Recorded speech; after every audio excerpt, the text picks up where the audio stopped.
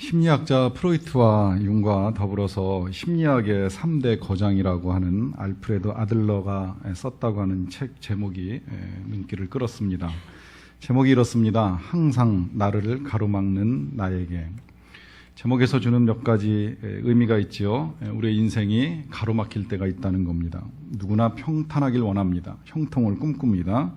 그렇지만 모든 인생이 다 그렇게 쉽게 평탄하게 열리진 않습니다. 막힐 때가 있고 풀리지 않을 때가 있습니다.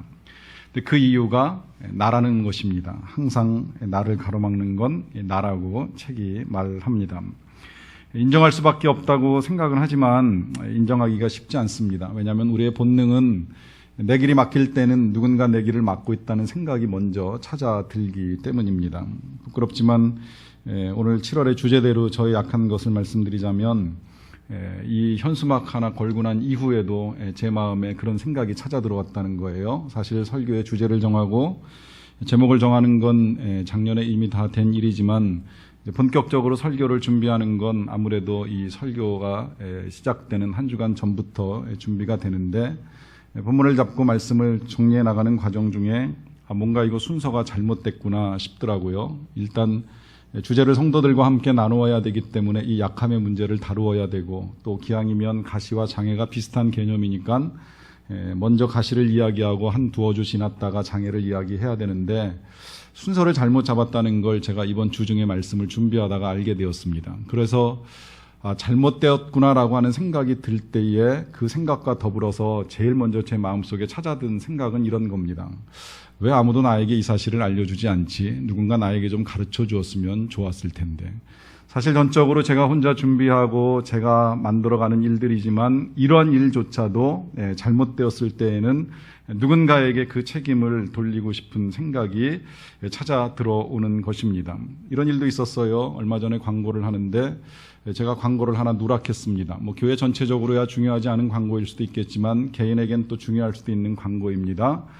그 광고가 누락되었다는 걸 사실 예배 시간엔 몰랐고요. 저녁에 집에 가서 있다가 나중에 알게 됐어요. 내가 그 광고를 빼먹었구나. 뒤늦게 알게 된 다음에 그 다음에 그 순간 역시 제 머릿속에 왜 아무도 나에게 그 광고에 대한 이야기를 해주지 아니하였을까? 핑계거리를 찾습니다. 사실 저를 가로막고 있었던 건 저입니다. 내가 잊어버리고 내가 누락하고 내가 못한 것들인데 제 심성이 잘못된 탓인지 그런 일이 터질 때마다 이건 누군가로 인하여 야기된 것이 아닌가 하는 생각이 먼저 찾아 들어옵니다. 이유가 있습니다. 그것은 나의 약점을, 나의 부족한 면을 다른 사람들에게 드러내는 것이 싫기 때문입니다. 우리 현대 사회를 소위 이 자기 PR의 시대라고 이야기합니다. 사실 이 개념조차도 워낙에 오래되어서 어떤 면에서는 식상한 개념이긴 하지만 사실 변함은 없습니다. 얼마 전 신문 기사에 이런 제목이 붙었습니다. 스펙을 더 쌓을까? 스토리를 만들까? 취업 준비생들의 이야기입니다. 과거에는 취업을 하기 위하여서 스펙을 쌓았습니다. 학벌을 만들고 학점을 쌓고 거기에 토익 성적을 얹어서 취업을 준비했습니다. 그런데 최근에는 이 스펙을 초월한 전형이 대사라고 말을 합니다. 스펙도 중요하지만 스펙보다는 자기소개서를 잘 써야 되고 또 면접을 잘 해야 된다는 거예요. 이 소개서 안에 스토리가 있어야 되고 또 면접에서도 그 스토리를 잘 말해야 된다라고 하는 것입니다. 그래서 취업을 준비하는 친구들의 고민이 커져갑니다. 스펙도 쌓아야 되는데 스토리도 만들어야 되면 진짜 어디 무전여행이라도 다녀와야 되는 건 아닌지 험한 체험을 좀 해봐야 되는 건 아닌지 하는 스토리를 개발하기 위한 고민이 깊어간다라고 하는 이야기입니다. 사실 저는 취업준비생이 아니기 때문에 자세히는 모르겠습니다만 이거 하나는 분명합니다. 스펙이든 스토리든 자신을 드러내야 된다는 것입니다. 그리고 그 자신을 드러내게 될 때에 그 자신은 능력입니다. 업무를 감당할 역량을 말하고 좋은 경험들을 통하여서 내가 이 회사에 취직하게 될 때에는 어떤 일이라도 할 수 있다라고 하는 자신감이 내비쳐져야 한다라고 하는 것입니다. 정직하게 살아야 되는 것이 마땅한데 취업을 하기 위하여 면접을 보는 자리에서 아마 이렇게 말하는 친구는 없으리라고 생각을 합니다.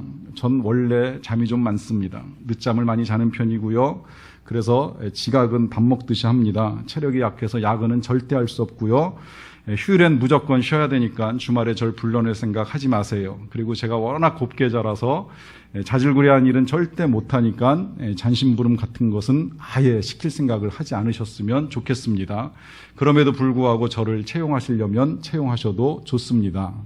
자, 이렇게 말하는 사람을 고용하려고 하는 고용주는 한 사람도 없으리라고 생각을 합니다. 물론 그의 말이 다 진실이고 정말 이 친구 정직한 것이 매력이다, 장점이다 생각해서 그에게 좋은 점수를 줄지는 모르겠지만 그런 식의 이야기를 가지고 취업을 기대할 수는 없습니다. 어떻게든 단점을 숨기고 장점을 잘 보여서 원하는 일터를 얻고자 하는 원하는 일터를 얻는 사회에 우리가 살아가고 있습니다.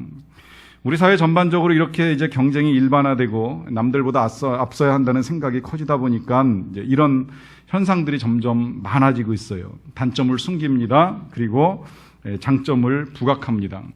여러분, 나쁘다고는 할 수 없지만 지나치게 내가 남들보다 우월하다라고 하는 사실을 드러내기 위한 이 자체를 앞서 소개해드렸던 아들러라고 하는 심리학자가 오히려 열등감에 강한 표출로 보고 있습니다. 그는 책에서 이렇게 말합니다. 남보다 낫다는 것을 입증하고 인정받으려고 애쓰는 사람의 마음속에는 깊은 열등감이 들어있다. 그것은 키가 작은 아이가 까치발로 걸으면서 키가 큰 것처럼 보이려고 애쓰는 것과 같다.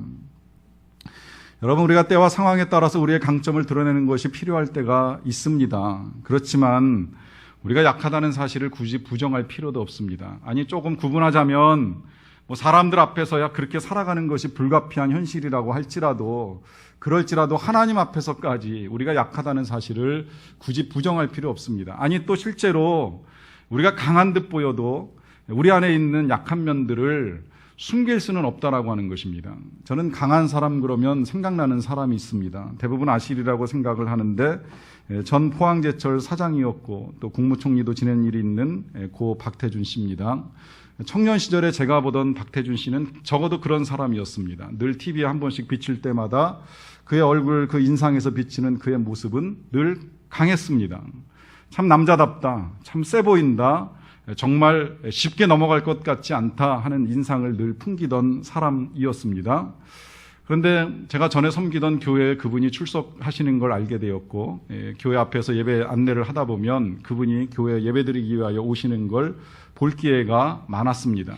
처음 뵐 때만 해도 그렇게 약해 보이지 않으셨는데 어쨌든 제가 TV를 통해서 보았던 면과는 전혀 다르게 발걸음이 영 가벼워 보이시진 않으셨어요. 늘 비서와 함께 오셨는데 교회 도착하시면 비서에게 모자와 지팡이를 맡기고 힘겹게 본당에 들어가시는 일들이 자주 눈에 띄었습니다. 그러다가 한 해 한 해 거듭되면서 그분의 모습이 점점 더 쇠약해지셨는데 나중에는 이 차에서 내려서부터 교회까지 비서의 부축을 받으면서 어렵게 오셔서 예배드리고 돌아가시는 모습을 보게 되었습니다.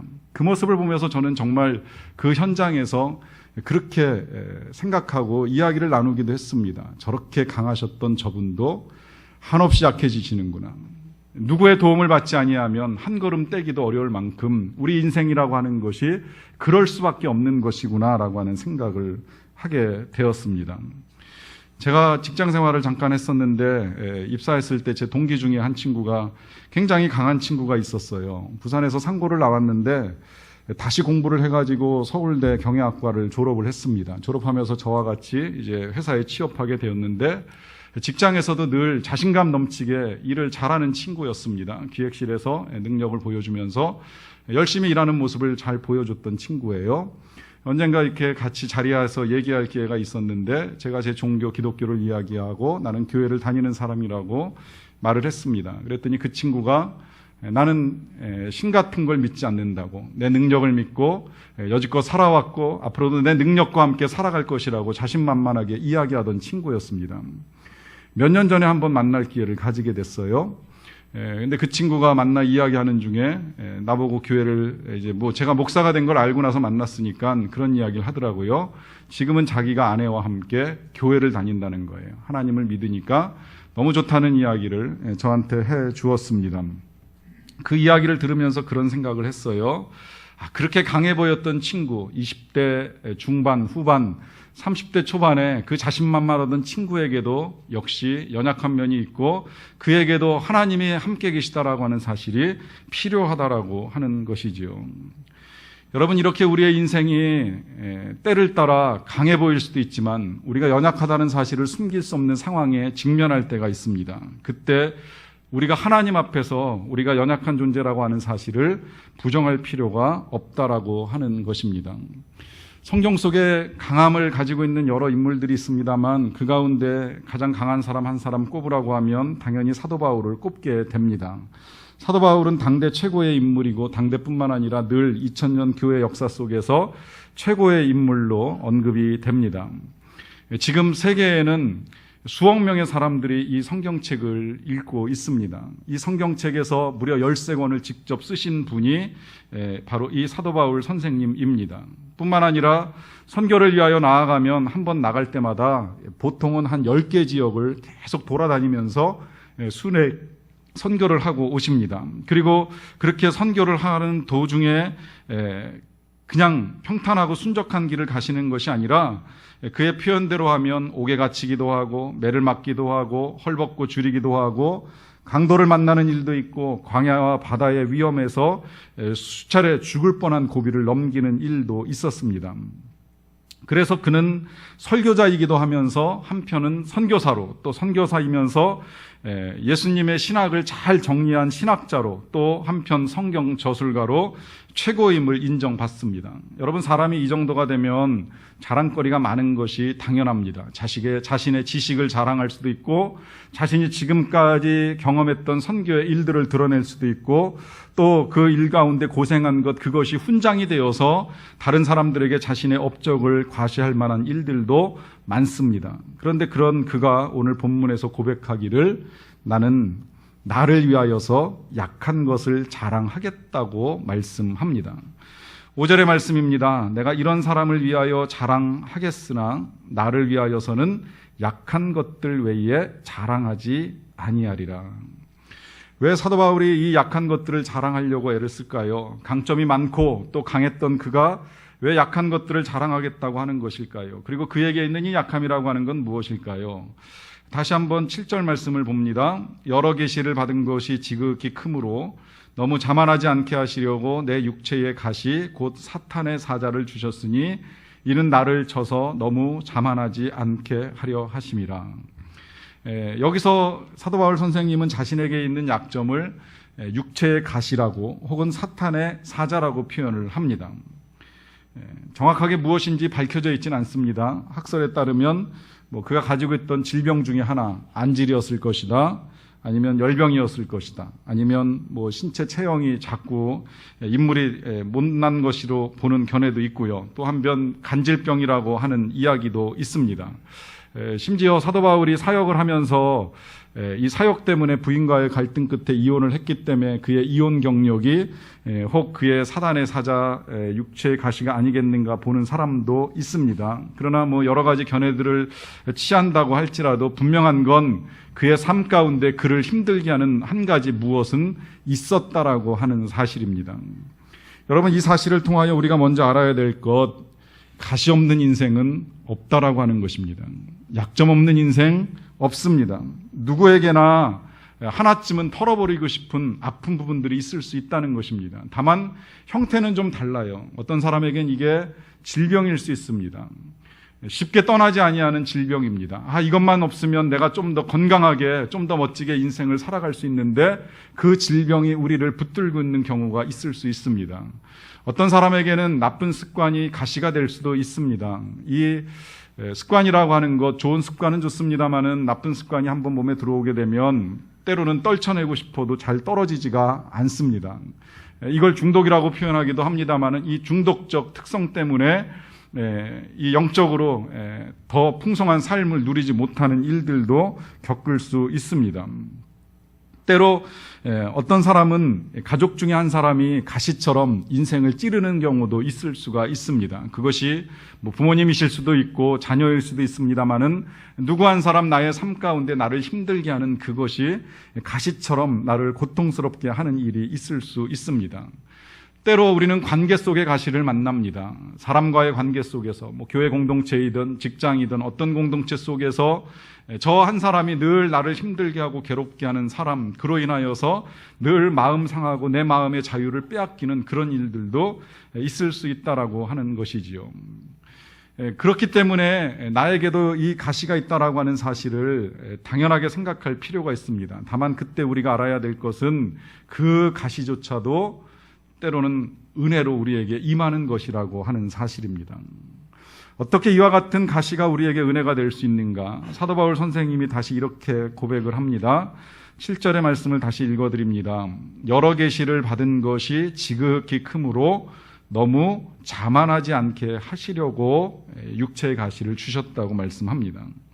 사도 바울이 여러 계시를 받았다라고 하는 것, 그리고 이것이 크다는 걸 알고 있습니다. 이 계시라고 하는 것이 예나 지금이나 좀 그런 특성을 가지고 있어요.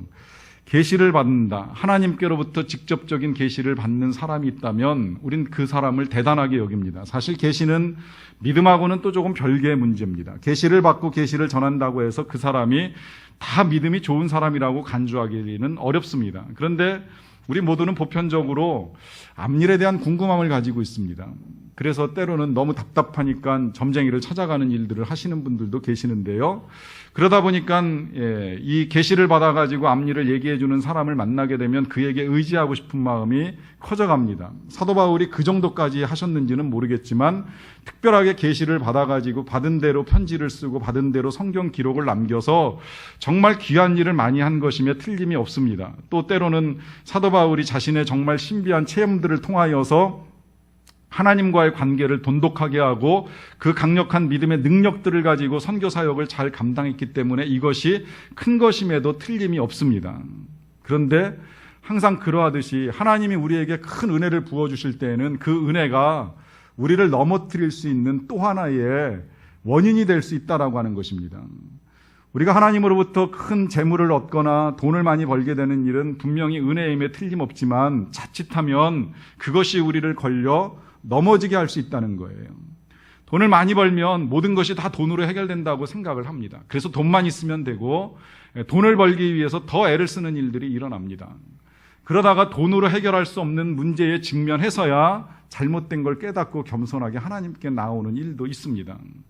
사람이 많은 공부를 하고 지식을 채워나가는 건 필요한 일이지만 때로는 그 지식이 사람을 넘어뜨립니다. 내가 남들보다 많이 알고 있다라고 하는 불필요한 우월감이 다른 사람들로부터 듣는 것을 막기 때문입니다. 이게 좀 더 발전하면 다른 사람들로부터 듣는 것을 안 할 뿐만 아니라 다른 사람들의 말을 무시할 가능성이 있습니다. 계시를 받은 능력을 가진 사람은 하나님과 직접 소통하고 있다라고 하는 이 특별한 일로 인하여서 다른 사람들을 우습게 여기는 태도를 취할 가능성이 그만큼 크다라고 하는 것입니다. 그런 면에서 사도 바울은 그 점을 알면서 이 계시를 받은 것이 지극히 크므로 너무 자만하지 않게 하시려고 하나님께서 나에게 이러한 일들을 허락해 주셨다라고 하는 고백을 하고 있는 것입니다. 받은 바 은혜는 크지만 이와 같이 육체에 힘든 것들이 하나 없었으면 자신이 얼마나 교만할 수 있을까, 이걸 알고 계시기 때문에 하나님께서 주신 이 가시가 은혜라고 고백하는 것입니다. 여러분, 그러하기 때문에 우리 안에 허락된 것들 정말 떨어졌으면 하는 그것이 한편 시각으로 보면 은혜임에 틀림은 없습니다. 그럴지라도 사실 가지고 가는 건 힘든 일이지요. 그것이 나를 괴롭게 하는데 그 괴로움을 지고 계속 가는 것이 쉽지는 않습니다. 그러다 보니까 우리는 기도하고 하나님께 나아가 하나님께서 그것을 고쳐주시기를 소망합니다. 사도 바울도 처음부터 이것이 은혜라고 생각했던 건 아닙니다. 그도 우리랑 똑같이 기도했습니다. 8절에 보시게 되면 이런 고백을 합니다. 이것이 내게서 떠나가게 하기 위하여 내가 3번 주께 간구하였다. 여기 사도 바울 선생님께서 3번 주께 간구하였다라고 하는 건 한 3일 동안 새벽 기도하면서 하나님 고쳐주시겠지 이렇게 기도한 거 절대 아닙니다. 한 번 기도할 때 적어도 한 3일 내지 닷새, 열흘 정도 하셨을 수도 있고요. 긴 시간 동안 금식하면서 기도하셨다라고 보는 것이 옳습니다. 한 번 기도했는데 잘 떨어지지 않은 거예요. 해결이 안 됐습니다. 너무 답답하니까 다시 기간을 잡아가지고 또 한 번 금식하면서 또 하나님께 구하였습니다. 그런데 해결이 안 됩니다. 포기할까 하다가 그래도 3-4번은 해야 되겠다 결단하고서 또다시 하나님께 나가서 기도하는 시간을 가졌어요. 이 시간 자체가 은혜라고 하는 것입니다. 여러분, 기도는 물론 응답받을 때 우리는 하나님의 크신 은혜를 체험합니다. 그렇지만 기도할 수 있는 상황이 은혜라고 하는 것도 절대 잊지는 마십시오. 왜냐하면 그런 상황들이 우리에게 주어지지 아니하면 완악한 우리는 때로 교만하여서 하나님을 쉽게 찾지 않을 가능성이 그만큼 크기 때문입니다. 여러분, 자녀들은요, 부모님에게 고마운 마음을 가질 때가 있고 부모님을 불편하게 느낄 때가 있습니다. 부모님에게 고마움을 가지는 건 자신들이 아쉬움이 생길 때이고 그 아쉬움을 부모님들로부터 채울 때 고마움을 가집니다. 반대로 자신에게 부족한 것이 없고 모든 것이 다 넉넉하다고 느껴질 때에 부모님의 존재는 때로 귀찮게 여겨집니다. 부모님이 불편하게 느껴질 때도 있습니다. 물론 효성지겁한 자녀들은 다룰 수 있겠지만 대부분의 자녀들은 능력만 있으면 부모님의 잔소리와 간섭으로부터 벗어나고 자유하고 싶다는 생각을 가지게 됩니다. 그러나 내 힘이 그것이 미치지 못할 때에 부모님에게 손 내밀고 부모님의 도움을 요청할 수밖에 없지요. 하나님과 우리와의 관계가 그렇습니다. 우리가 필요할 땐 하나님을 찾게 됩니다. 그러나 우리에게 정말 필요한 것이 없다고 생각될 때에 하나님을 찾는 건 쉽지 않습니다. 그러다 보니까 때때로 우리에게 있는 결핍과 상실들을 통하여 우리는 가난한 마음을 가지게 되고 이 가난한 마음을 가지고 하나님께 나아가는 일들을 하게 됩니다. 그 가난한 마음을 갖게 되는 모든 상황들이 하나님께서 우리에게 베풀어 주신 은혜의 기회라고 하는 것입니다. 이 같은 기회들을 통하여서 우리는 하나님께 나아가게 되고 기도합니다. 그 기도 가운데 하나님을 만나고 또 영적으로 자라가고 영적으로 변화되고 그 변화된 삶 가운데 열매들을 이루어 가는 것입니다. 사도 바울 선생님도 이 같은 일들을 통하여서 더 가까이 하나님께 나아가는 일들을 하게 되셨는데요. 이 기도 가운데에 그가 받은 응답은 이렇습니다. 9절 말씀을 읽어드리겠습니다. 나에게 이르시기를 내 은혜가 내게 족하도다. 이는 내 능력이 약한 데서 온전하여 짐이라 하신지라. 그러므로 도리어 크게 기뻐함으로 나의 여러 약한 것들에 대하여 자랑하리니 이는 그리스도의 능력이 내게 머물게 하려 함이라. 세 차례에 걸쳐서 하나님께 간절히 매달렸던 사도 바울 선생님에게 응답하신 하나님의 말씀은 이 말씀입니다. 내 은혜가 내게 족하도다. 충분하다 하시는 말씀입니다. 이렇게 말씀하시는 이유가 있습니다. 그것은 이 사도 바울의 능력이 약한 데서 그가 온전해지기 때문이라고 말씀합니다. 그리고 그와 같은 말씀을 들은 사도 바울은 고백하기를 이제는 내가 여러 약한 것들을 자랑하겠다라고 하는 고백을 합니다. 왜냐하면 내가 약할 그때에 그리스도의 능력이 내게 머물 수 있기 때문이라고 하는 것입니다. 여러분, 이 사실을 잘 기억하시고 돌아가시기 바랍니다. 여러분, 약한 건 힘든 것입니다. 약한 건 괴롭습니다. 약한 것 때문에 우리가 하나님 앞에 나아갑니다. 그러나 약한 그때에 하나님의 능력이 우리에게 머뭅니다. 약한 우리를 통하여 하나님의 능력이 드러납니다. 약한 우리의 삶 가운데서 하나님이 어떠한 분이신가를 분명하게 보여주는 일들이 일어납니다. 약한 것이 하나님 앞에서 우리를 무능하게 만드는 것이 아니라 약한 것 때문에 하나님께서 우리를 능하게 하셔서 우리를 통하여 일하시는 것을 볼 수 있게 된다라고 하는 것입니다. 성경은 그 증거를 우리에게 보여줍니다. 사실 성경 속에 있는 인물들을 이렇게 면면을 살펴보면 온전한 사람은 없습니다. 다 약점들을 가지고 있어요. 예를 들면 모세 한 사람만 보더라도 그렇습니다. 그는 지금에서야 이스라엘의 지도자로 평가를 받고 있습니다마는 그의 성품 중에도 단점이 있었습니다. 그건 과격함이라고 하는 거예요. 그는 급한 성격에 또 나름대로 정의감에 불타올랐기 때문에 불의를 보지 못하고 사람을 죽이는 일까지 했던 과격한 성격의 소유자입니다. 후일에 그것 때문에 왕궁을 떠나게 되고 광야에 가서 머무는 시간이 길어지기는 했는데요. 그가 다시 하나님께 그거로 말미암아 쓰임받을 때 그의 그 과격함은 담대함으로 변합니다. 그의 그 기질이 하나님께 쓰임받을 때에는 바로왕 앞에서 하나님의 말씀을 담대하게 증거할 수 있는 능력 가운데 쓰임을 받게 된다라고 하는 것입니다. 성경에 의심 많은 사람을 꼽으라고 하면 기드온을 꼽습니다. 기드온은 하나님이 나타나셔서 하나님의 뜻대로 일을 하라고 전하실 때에 못한다고 손사래를 쳤어요. 나는 할 수 없습니다. 그리고 하나님 살아계신 증거를 보여주십시오. 하나님이 몇 차례의 증거를 보여줍니다. 기적으로 증거를 보여줍니다. 그러고 나서 그는 확신을 갖게 됩니다. 의심의 사람이었지만 그 의심이 변하여 확신이 되고 그 확신을 갖게 되니까 그는 300명을 데리고 나가서 10만 명이 넘는 군사와 맞서 싸울 수 있는 용장이 되었습니다.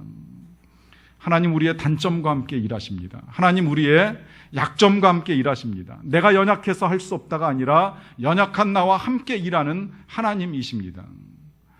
우리 교회가 2012년에 단기 선교를 다녀온 일이 있습니다. 계속 떠나기를 원하는데 기회가 또 열릴 것이라고 생각을 합니다. 80여 명 가는데 50여 명의 어른과 한 30여 명의 어린 자녀들이 함께 떠났습니다. 두 돌이 채 안 된 아이로부터 미취학 아동들 그리고 초등학생들 중고 청년 다 합쳐서 함께 떠나는 선교였습니다. 맛보기 선교였으니까 그렇게 힘들진 않았을 것이라고 생각을 하는데 함께 간 어린아이들의 역할을 생각해 봤습니다. 이 아들이 선교지에서 뭘 할 수 있을까? 혹시 부모님에게 짐이 되거나 방해가 되는 것은 아닐까 하는 생각을 했던 적도 없지 않아 있습니다.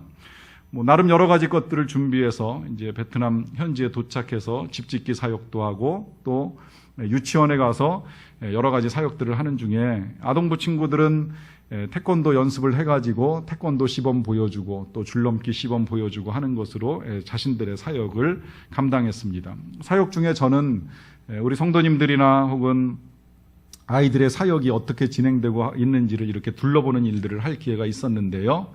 한쪽에 제 기억으로 당시에 6살짜리 2명, 그 다음에 5살짜리 1명 아이가 테이블을 펴놓고 앉아 있었습니다. 가서 봤어요. 뭐 할 거니? 그랬더니 여기서 이제 유치원 아이들 수업 끝나고 나오게 되면 아이들 손에다가 준비해간 스티커를 하나씩 붙여줄 거예요. 그러고 이야기하더라고요.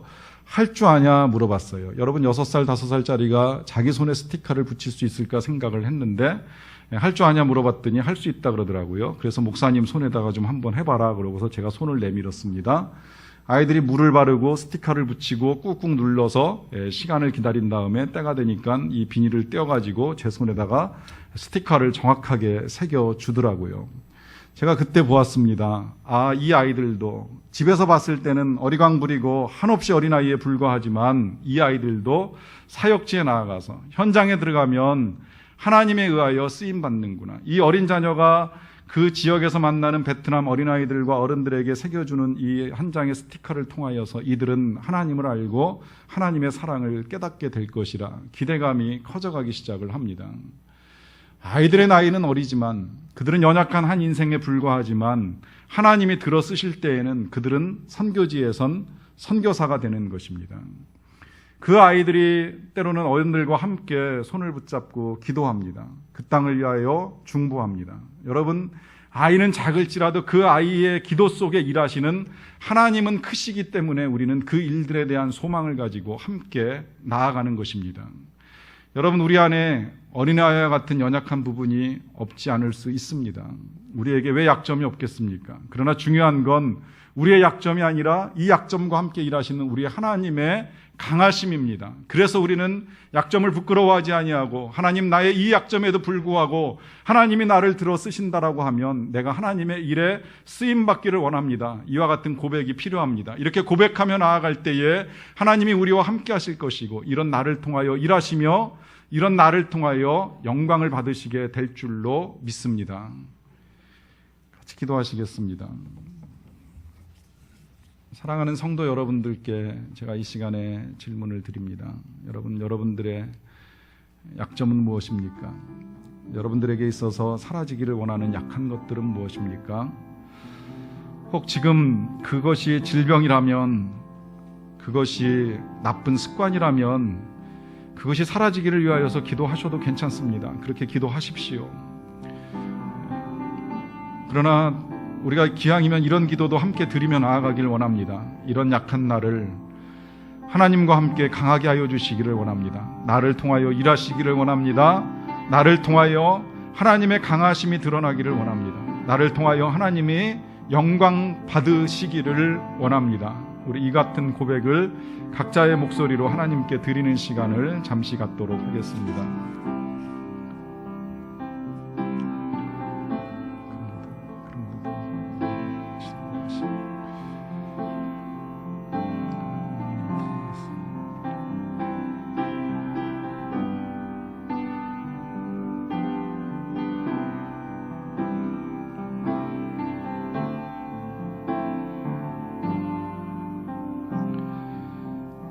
하나님, 우리의 연약함을 고백합니다.